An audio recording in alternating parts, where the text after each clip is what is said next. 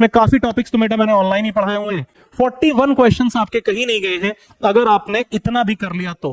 Quadratic equation से 4 से 5 सवाल और इजी टॉपिक है, बहुत टफ नहीं है, आप इसको कर सकते हैं। अगर बच्चा मेहनत पर आ ही जाए, ये सोच ही ले कि हमें इस बार सिलेक्ट होना है, तो वो इनको कर सकता है। ठीक है,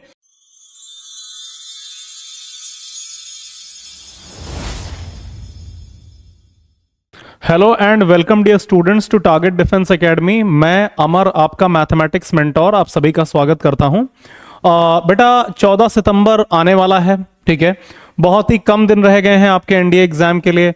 तो कुछ चीजें जो मैं आपसे शेयर करना चाहता हूं, कुछ काम जो आपको अब तक कर लेना चाहिए और आगे जो बचा हुआ टाइम है उसका बेस्ट यूटिलाइजेशन आप कैसे करेंगे, ये मैं आज आपको बताने जा रहा हूं। ठीक है, तो जैसे कि आपके सामने हेडिंग है, must read topics for NDA maths, score 100+ from these topics. हाँ, तो हम लोग कुछ यही सीखने वाले हैं बेटा कि कैसे आप, अगर आपकी पढ़ाई एक एवरेज लेवल तक की अब तक रही है, तो किस तरह से आप 100+ का स्कोर हासिल कर सकते हैं। क्या क्या ऐसे टॉपिक्स हैं जो आप पढ़ लें तो आपका काम हो जाएगा। ठीक है, तो चलिए बेटा थोड़ा सा स्टार्ट करते हैं, थोड़ी बातें आपसे करते हैं। देखिए, जो सबसे पहली चीज जो आप लोग को कर लेनी चाहिए, जो कि सरल फॉर्म में आती है, मैं आपको बताना चाहूंगा, आप कर लीजिए बेटा। याद रखिएगा, ये जो मैं आपको बता रहा हूं ये काफी इंपॉर्टेंट है। ठीक है, आपको डिटरमिनेंट्स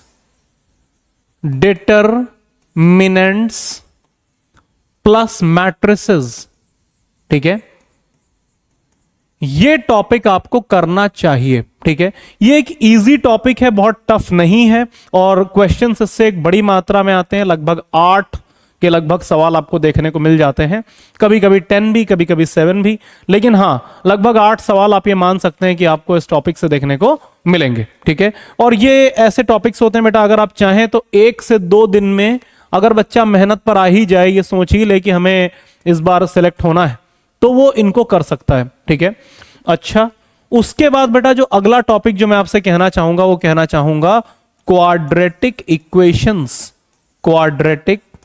इक्वेशंस।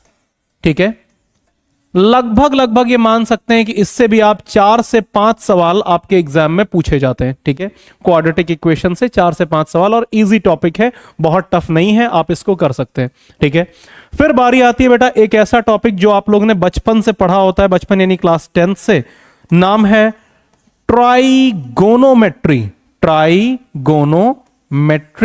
ठीक है, इसमें क्या क्या आता है बेटा, अगर मैं एक एक करके आऊं, जरा ध्यान दीजिएगा। एंगल्स, आर्क्स एंड लेंथ्स, उसके बाद में आता है बेटा ट्रिग्नोमेट्रिक रेशियोज एंड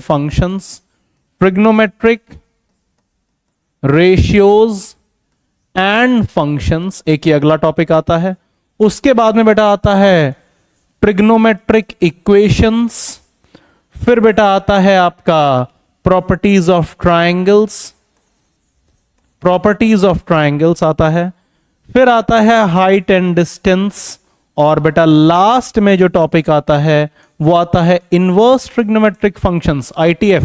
ठीक है, तो मैं आपको बताना चाहता हूं, अगर एक एक करके बताऊं बेटा, ये जो हाइट एंड डिस्टेंस है ना, इससे आप ये मान के चलिए क्वेश्चन आपके एग्जाम में आता है, और मैं आपको बताना चाहता हूं कि ये बिल्कुल लगभग वैसा ही है जैसा कि आप क्लास 10th में पढ़ते हैं।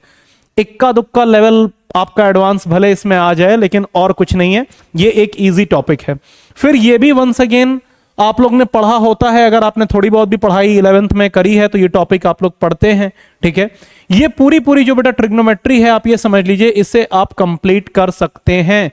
करीब 15 सवाल इससे आपको देखने को मिलेंगे। ठीक है, 15 क्वेश्चंस यहां से आपको मिलेंगे, लगभग ये मान के चलिए 8 क्वेश्चंस यहां से आपको मिलेंगे, लगभग 4 क्वेश्चंस आपको यहां से मिलेंगे। 15 और 8 23 और 4 कितना हो गया बेटा, 27 क्वेश्चन सो फार। ठीक है, कोई 1-2 टॉपिक्स आप और कर लीजिए। जैसे अगर मैं आपसे बात करूं, आप प्रोग्रेशन टॉपिक अगर कर लेते हैं, ठीक है, प्रोग्रेशन, जिसमें बेटा AP, GP, HP, AGP, miscellaneous, ठीक है, ये टॉपिक्स अगर आप कर लेते हैं तो ये मान के चलिएगा वंस अगेन इससे आपको 4 क्वेश्चंस तक देखने को मिलते हैं, करीब 4 सवाल आपको देखने को मिलेंगे और आप लोग इसे कर सकते हैं। हो गए अपने 31। ठीक है, बस 2 टॉपिक छोटे छोटे बेटा, और आप ये समझ लीजिए, अगर एक स्टैटिस्टिक्स एक ये टॉपिक हो गया और एक बेटा कॉम्प्लेक्स नंबर हो गया।